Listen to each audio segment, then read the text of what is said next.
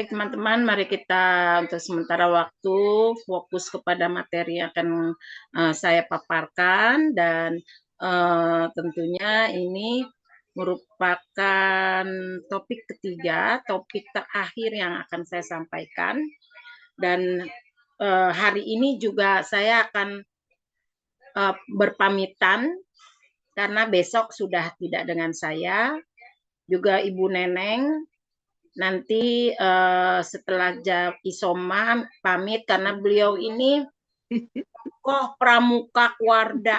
Ini besok hari Sabtu akan ada kegiatan yang memang sangat membutuhkan tenaga dan pikiran dari beliau. Beliau ini pramukawati, pramuka yang sangat handal. Ibu, jadi mau kegiatan apa, Bu? Iya baik Bu Dewi, terima kasih. Jambore, Eh, penggalan. udah pasti itu nanti Agustus ya Bu, Iya. siap-siap. Jadi mungkin untuk SMA kita lihat hanya melihat dulu aja. Ini kegiatan yang sangat urgent. Izin Bu Dewi 2 menit aja. Iya, ya. Hari Sabtu besok 25 April itu ada lomba fashion show dan menyanyi lagu Ibu Kartini di Tamini Square. Nah, jadi yang kecil-kecil nih siaga-siaga. Seluruh DKI Jakarta setiap barung. Barungnya kalau yang reguler itu 6, kalau yang PBK itu 4, PBK itu 4 saja. Jadi itu akan beraksi di fashion show sama menyanyi. Menyanyi lagunya Ibu kita Kartini. Itu tanggal 25. Nah, bulan Agustus udah direkrut dari sekarang itu ada Jambore Nasional. Jambore Nasional pesertanya di seluruh DKI Jakarta, penggalang, pramuka penggalang dengan Pak Pramuka berkebutuhan khusus itu ada 464 orang dan sekarang sudah mulai rekrut-rekrut. Nah, bagian warawirinya sudah mulai riweh nih. Jadi ada rapat luring, ada daring, ada dan sebagainya dan sebagainya. Jadi pura-pura repot gitulah, pura-pura. Tapi memang harus dikunjungin gitu. Nanti rapatnya luring di sana tuh. Jadi saya harus jam 2 ada di sana. Jadi mohon izin. Terima kasih Bu Dewi atas izinnya, Bu Ati, Punten, juga Bu Nok, dan narasumber yang lainnya. Bukan mengabai atau meninggalkan begitu saja, tetapi ini karena menghadapi nanti ada orang tua, anak peserta Jambore untuk SLB 6 SLB, lalu untuk peserta Jambore Nasional itu pinkon cabnya, pemimpin kontingen cabang dan pemimpin kontingen daerah akan berkumpul semua, akan berembuk di sana pada pukul 2 nanti. Terima kasih atas izinnya, mohon maaf lahir batin. Salam Pramuka, salam bahagia buat semuanya. Terima kasih. Silakan Bu Dewi. Ya, terima kasih. Kita akan bersama-sama menyimak ya, kita akan mempelajari mengenai proses merencanakan, mengumpulkan, menganalisis dan mengkomunikasikan data serta bukti untuk mendorong perubahan.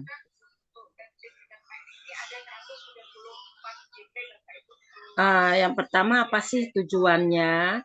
Memahami dan merancang proses pengumpulan data. Peserta mampu merancang proses pengumpulan data yang relevan, valid, dan kontekstual dengan kebutuhan pendidikan inklusif di satuan pendidikan, termasuk menentukan jenis data, sumber data, ya, juga metode pengumpulan yang tepat. Ini kita kayak kembali ke kuliah ya. Kuliah ini analisis data ya, mata pelajaran apa ini? Mata kuliah strategi penelitian ya. Menganalisis data untuk mengidentifikasi masalah dan peluang perubahan.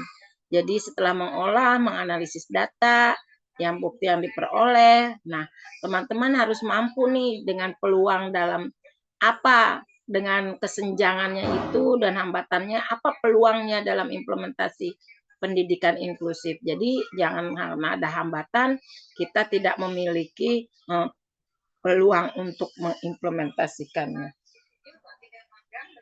3, mengkomunikasikan temuan. Bagaimana nih kita menyampaikan temuan-temuan ini kepada bentuk komunikatifnya harus persuasif, harus berbasis bukti guna mendorong pengambil keputusan ya. Kan harus kita komunikasikan temuannya baik kepada orang tua, kepada komite, kepada sekolah, kepada komite sekolah, bahkan juga kepada dinas ya.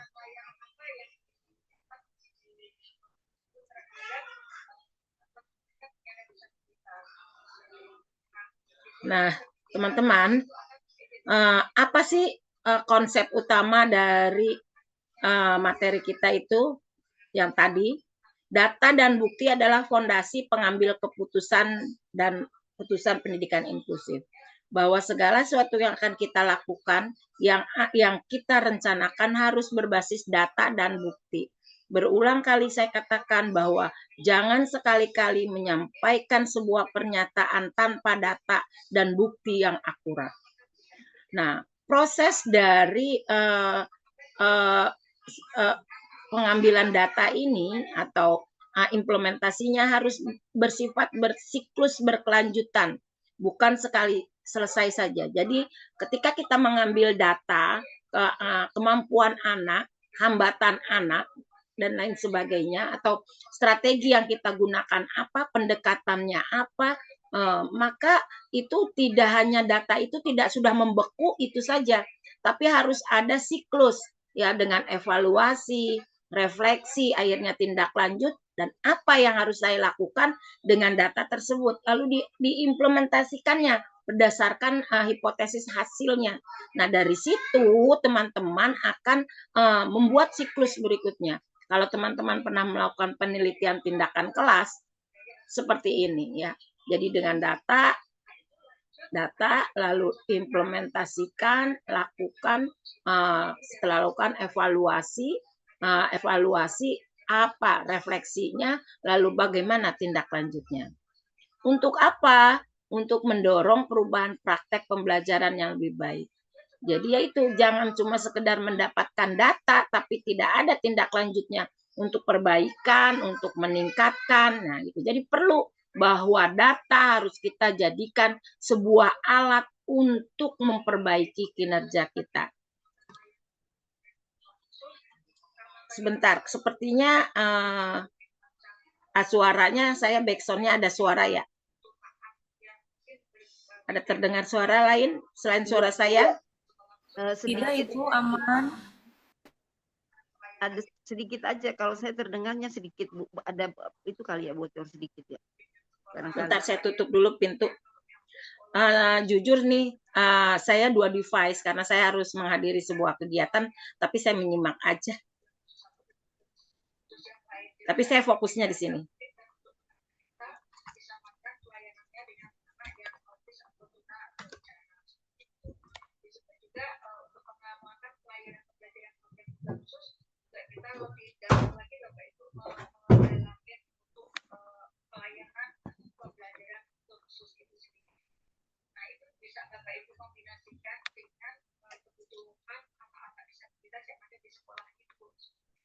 Baik, lanjut.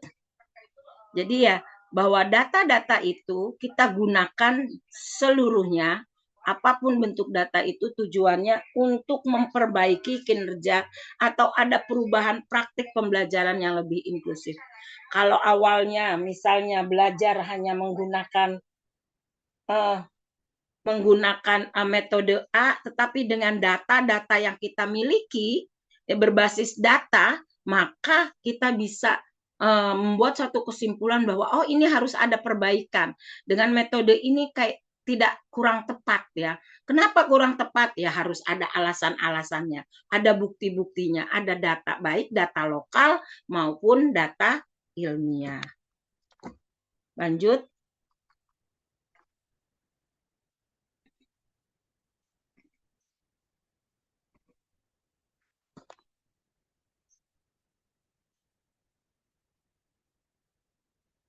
Lanjut teman-teman, bagaimana alur dari proses siklus data itu ketika kita mengolah data sebenarnya apa? Yang pertama itu merencanakan. Merencanakan apa dalam hal ini? Apa yang akan kita ambil datanya? Sampelnya apa? Atau kalau bukan sampel, siapa ya yang akan kita ambil datanya? Kita katakan ini adalah muridnya. Maka kita rencanakan ya, rencanakan instrumennya pakai apa, metodenya pengumpulan datanya pakai apa, pakai observasi kah, pakai wawancara kah, atau mungkin ada apalagi yang lainnya, unjuk kerja, portofolio, banyak cara ya, banyak cara untuk mengumpulkan data. Maka kita harus rencanakan itu. Tidak, udah deh besok pakai ini gitu. Nah, sesudah kita punya, oh ini pakainya pakai strateginya mengambil datanya pakai wawancara. Maka kita harus bikin namanya ini apa? Kalau lagi kuliah tuh dulu kalau bikin itu borang. Kita bikin borangnya dulu ya. Borang untuk melakukan mengambil data. Lalu setelah itu kita harus tahu, kita buat juga instrumennya ya. Apa saja yang harus apakah mau skala sikap, maka harus berapa skornya gitu. Semua harus direncanakan. Nah, dari situ, dari alat-alat, dari instrumen-instrumen pengambilan data tersebut, lalu kita kumpulkan datanya menggunakan yang tadi itu apa, pakai tanya jawab, pakai wawancara, unjuk kerja, portofolio dan lain sebagainya. Kita bisa lihat di format identifikasi, di situ ada kan beberapa cara tekniknya. Nah, sesudah itu kumpulkan data itu. Nah, setelah diterkumpul sudah semua data, kita analisis. Analisis bagaimana hasilnya, apa yang harus ditindaklanjuti, ya, apa yang harus ada apa, kenapa gitu kan. Semuanya itu harus kita mampu menuangkan apa yang dibutuhkan di dalam hasil analisis itu. Lalu setelah itu kita komunikasikan berdasarkan hasil dari analisis itu, teman-teman mengkomunikasikannya ke siapa? Ke orang tua, ke murid, ke sekolah, ke teman sejawat. Di situ tentu kan setelah misalnya Ibu Herni menganalisis datanya, maka itu tidak di-keep sendiri, tidak dipegang sendiri, tapi dikomunikasikan kepada guru kelas, ke guru mata pelajaran yang kebetulan langsung mengampu anak tersebut. Jadi perlu dikomunikasikan.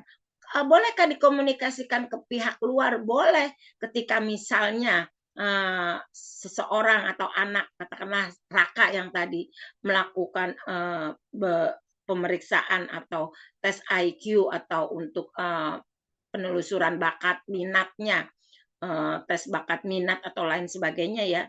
Nah, maka hasil dari data tersebut ya, ini kan data lokal, bisa disampaikan kepada psikolognya. Ini hasil dari data dari saya, ini hasil observasi saya, ini wawancara pengamatan saya. Nah, itu kan menjadi buat psikolog itu menjadi data apa? Data ilmiah karena dari luar, eksternalnya gitu. Jadi jangan merasa jangan-jangan ini nggak bisa dipakai. Seperti apapun pasti terpakai. Nah, dengan sudah dimengkomunikasikan, ada masalah seperti ini, seperti tadi itu Ibu Nuribo mengkonferensikan itu, yaitu menyampaikan kepada seluruh pihak. Nah, lalu apa ini dari hasil tadi analisis sudah mengkomunikasikan, sudah berdiskusi, lakukan tindak lanjut. Supaya apa? Harus ada perubahan kalau memang ada hal yang masih kurang pas. Sudah bagus, ditingkatkan. Mungkin peningkatan dalam segi materi, atau mungkin bisa jadi kesulitannya, tantangannya ya, atau materi yang lebih tajam lagi seperti itu. Nah, setelah selesai menindaklanjuti, berarti kan ditindaklanjuti bikin rencana lagi. Tentu sekarang udah plan kedua, rencana kedua setelah yang tadi, data yang tadi baik. Sekarang saya pakai strategi pembelajarannya, saya ganti. Tidak pakai lagi pendekatan pembelajarannya atau strateginya, tidak lagi pakai tutor sebaya. Saya ganti lagi, berarti merencanakan kembali.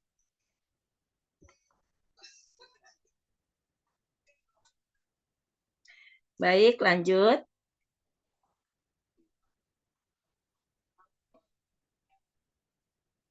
Bagaimana cara merencanakan data?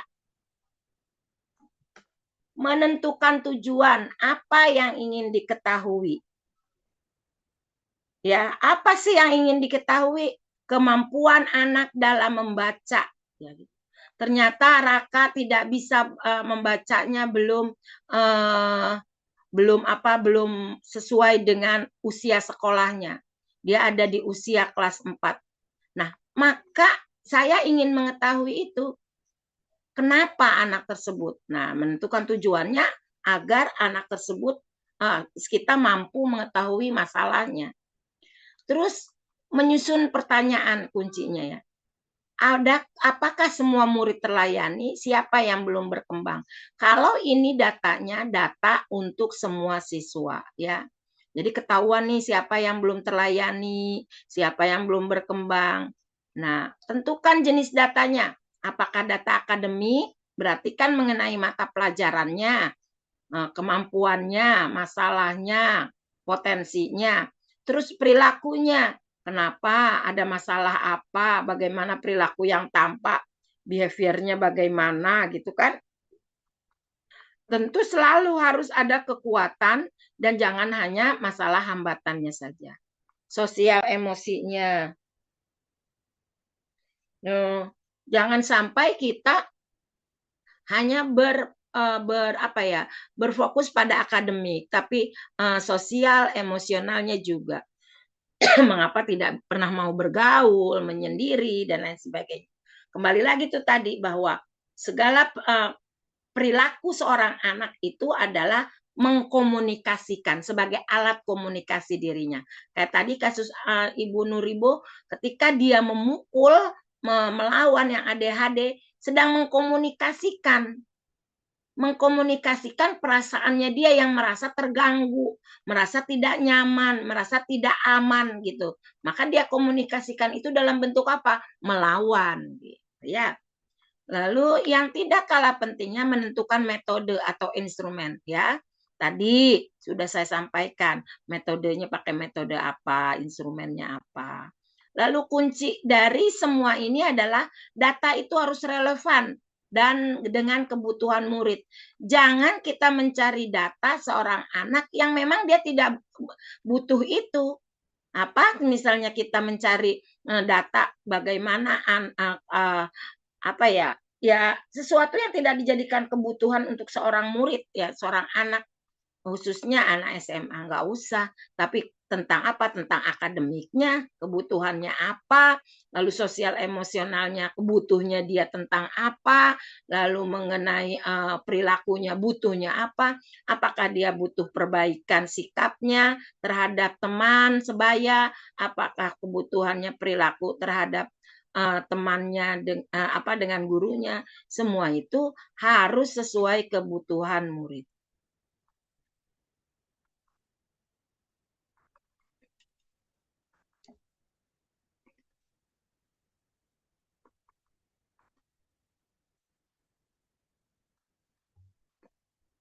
Baik, lanjut. Tahap 2, bagaimana cara mengumpulkan data? Ini dia tadi yang saya sampaikan. Tekniknya bisa observasi, bisa asesmen, bisa wawancara, dokumentasi. Dokumentasi itu ya, dokumentasi itu tidak hanya foto, video. Hasil dari pekerjaan anak-anak itu sebenarnya juga dokumentasi. Portofolio itu dokumentasi. Apa yang pernah dilakukan, apa yang hasil dari pembelajarannya itu juga dokumentasi. Apalagi dokumentasi hasil belajarnya di tingkat sebelumnya. itu dokumentasi. Raport sebelumnya, itu dokumentasi.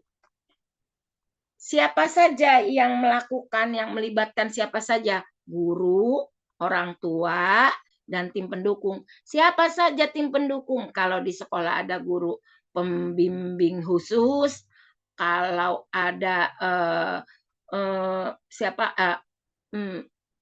shadow teacher-nya, tim pendukungnya, guru bidang studi, sesama guru bidang studi, atau dengan wali kelasnya, dengan guru bimbingan konselingnya, itu adalah tim pendukung. Kalau memang dia sudah ada memiliki hasil dari psikolog, maka psikolog masuk ke dalam tim pendukung.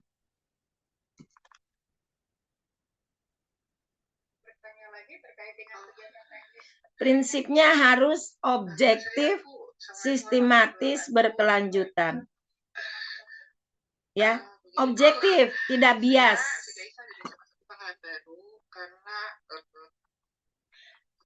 Data harus objektif, artinya tidak bias, sudah dijelaskan kemarin. Sistematis, sistematis apa? Yaitu tadi dari mulai tahap perencanaan, pengambil keputusan sampai dengan tindak lanjut harus sistematis berupa siklus, ya. Tidak boleh loncat habis bikin mengumpulkan data udah langsung ambil tindak lanjut, tidak bisa. Jadi harus diurutan yang siklusnya itu, ya. Nah, jadi harus berkelanjutan, makanya ada tindak lanjut setelah kita mendapatkan data awal, misalkan asesmen awal, maka harus setelah dilakukan intervensi dan lain sebagainya, dilihat kelanjutannya seperti apa, terus berkelanjutan, ya.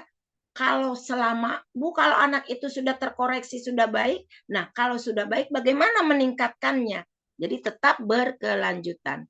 Jadi ingat, data valid itu merupakan dasar keputusan yang tepat. Validitas itu dasar keputusan yang tepat. Harus valid, objektif, sistematis, dan berkelanjutan. Gitu. Ya.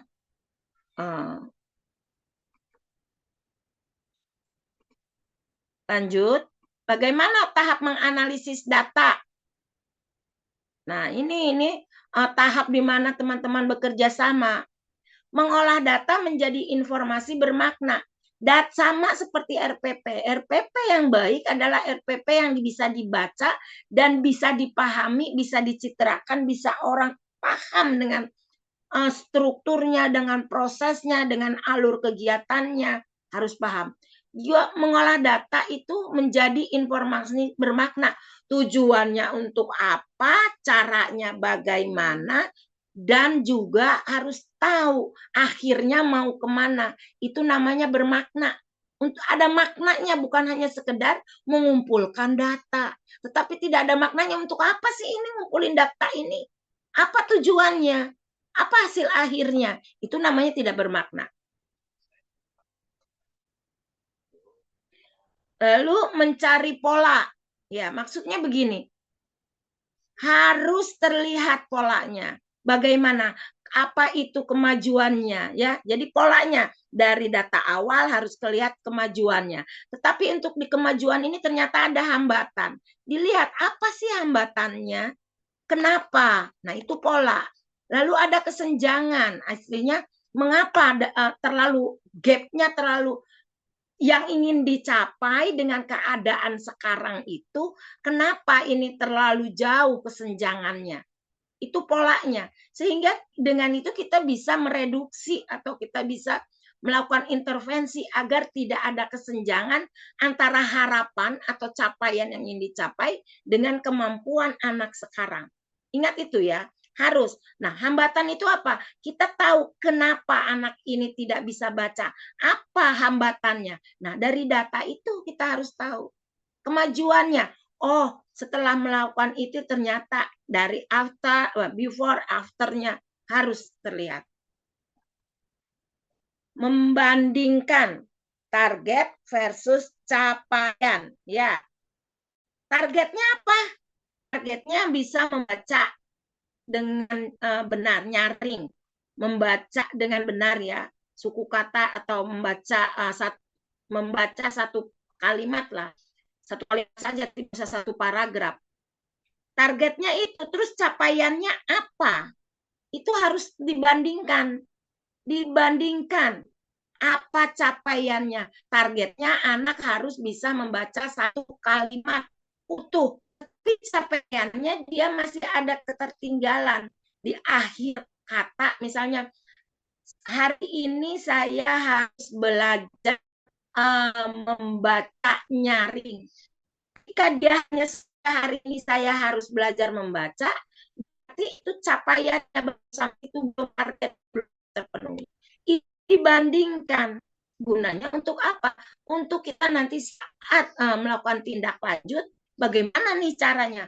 Apakah strateginya yang keliru, pendekatannya yang keliru, apakah ada latar belakang dari dalam diri anak tersebut atau dari keluarga, dan masih ada beberapa masalah ya, atau ada beberapa hal yang menjadikan anak seperti itu.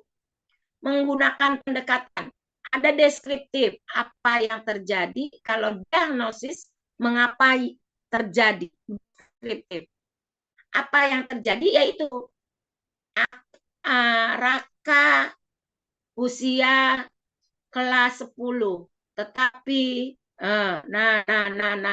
tetapi belum mampu membaca, kemampuan membacanya sampai di usia kelas 5 SD.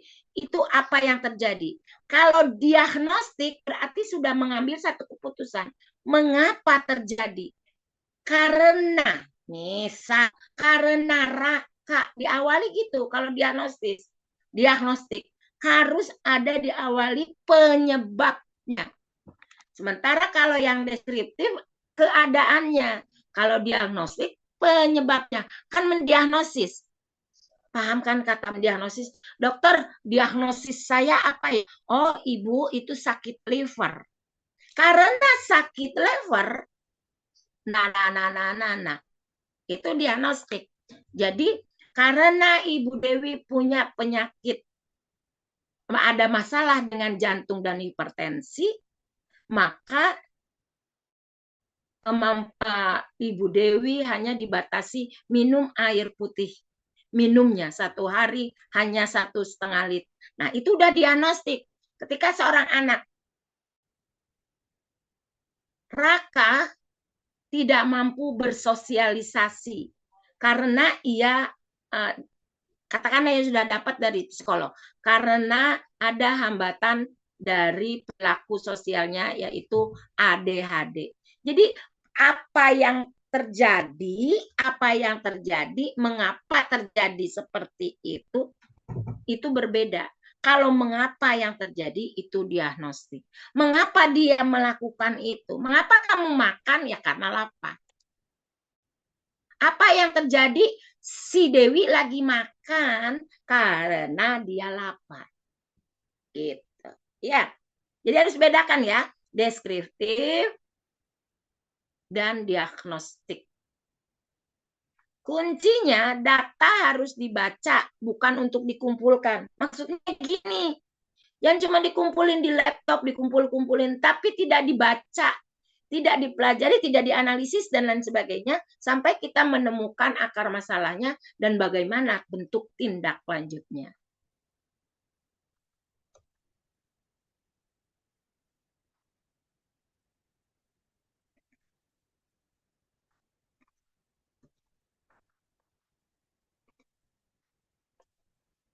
Berikutnya, mengkomunikasikan data.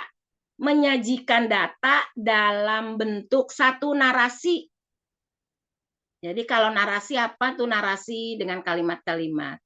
Bisa dengan grafik sederhana. Data itu bisa dengan grafik sederhana.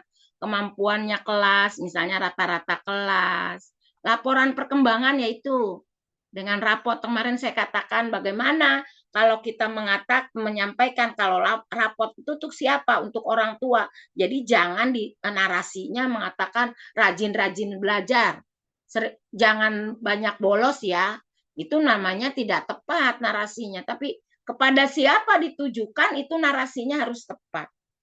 Ya, grafik ini satu apa ya, pencitraan atau penyajian data yang sangat simpel. Tentu saja ketika kita menyajikan itu harus sesuai dengan data yang ada dan juga mudah terbaca dengan keterangan-keterangannya ya.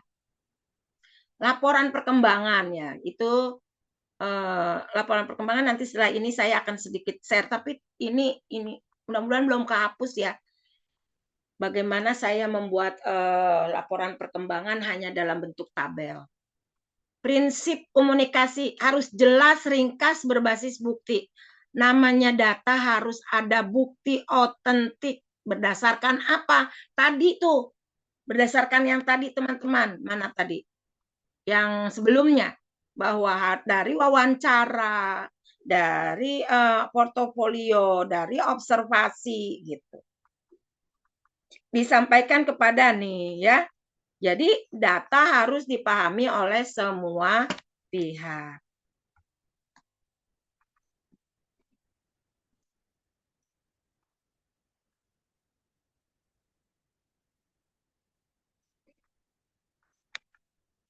Mendorong perubahan. Data digunakan untuk apa? Ya tadi sudah saya katakan, menyesuaikan strategi pembelajaran. Kita tidak boleh jangan naif lah. Kita jangan merasa diri sudah sempurna dengan cara kita. Selalu ada inovasi supaya anak juga nggak bosan. Oh, strateginya kita buat lagi berbeda, pendekatannya berbeda. Jadi ketika kita punya strategi yang sudah terlihat agak membuat anak bosan, kita ganti. Lalu merancang intervensi, artinya dengan data itu apa yang akan kita lakukan, itu namanya intervensi. Oh, saya akan gunakan, saya intervensi anak ini supaya fokus, misal ya, supaya fokus anak ini saya dudukkan tidak yang bisa menghadap ke pintu. Misalnya jangan ada pintu biasanya ada di sebelah kiri, misal ya. Jadi dia tidak ditaruh sebelah kanan pojok yang dengan mudah dia akan keluar sehingga terdistraksi. Itu namanya intervensi. Ya udah kamu duduknya itu adanya di sebelah kiri. Jadi dia tidak kiri baris ketiga misal. Jadi dia tidak bisa melihat keluar pintu, tapi dia bisa hanya melihat ke guru. Itu intervensi. Nah, itu udah mengambil keputusan untuk bukti. Kenapa kok didudukin di situ? Kenapa? Berdasarkan data, pengamatan saya, observasi saya, tanggal sekian, hari sekian, Ananda Raka sering keluar karena dia duduknya di sini, duduk sebelah kanan. Jadi melihat keluar, dia tertarik maunya keluar. Tapi kalau ditaruh di sebelah kiri, baris belakang, dia hanya bisa melihat temannya dan melihat gurunya dan tidak keluar. Itu namanya keputusan berbasis bukti, enggak asal tempatkan saja.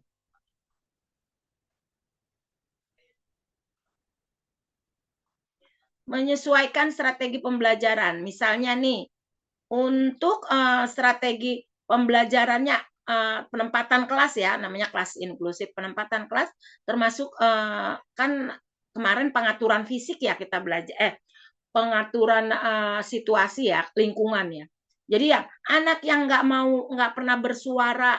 Nah, Ananda Dewi saat belajar pengetahuan sosial diminta menceritakan pada tanggal sekian, bulan sekian, jam sekian pelajaran ini tidak mau bersuara. Maka berdasarkan data ilmiah, berdasarkan keilmuan, Ananda ditempatkan di bagian belakang dengan alasan ada buktinya. Jadi nggak sekedar data itu digunakan untuk ambil keputusan. Contoh perubahan ya, untuk apa itu? Metode mengajar, merancang intervensi, diferensiasi pembelajarannya dan dukungan tambahan bagi murid ya. Tanpa aksi data tidak akan bermakna.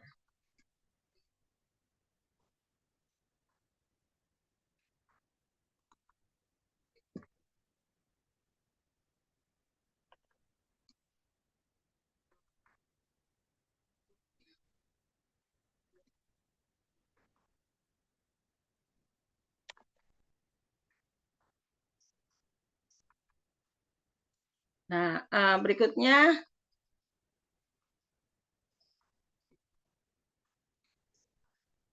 tahap 5 prinsip penting dalam pengelolaan data. Ini prinsip pentingnya ya. Ya. Berpusat pada murid, berkelanjutan, kolaboratif. Nah, kayaknya udah sama nih. Ya, sama yang kemarin. Sebenarnya saling berkaitan, makanya kata saya kan kalau runtut kita menyimaknya.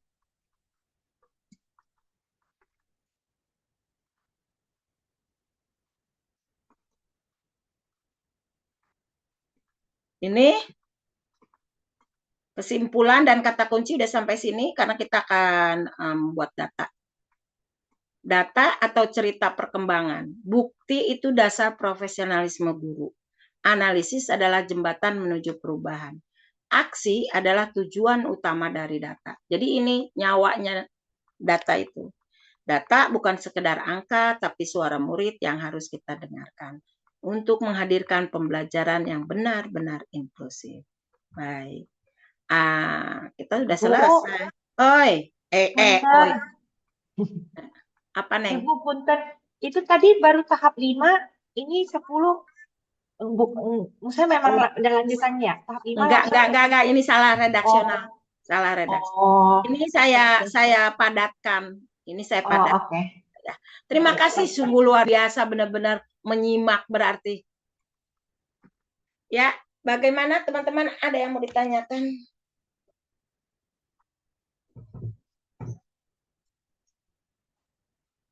Ada yang mau ditanyakan?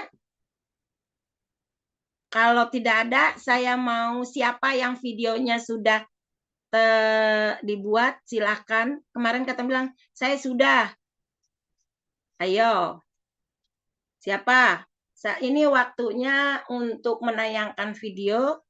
Nanti teman-teman boleh mengkritisi berdasarkan bukti data.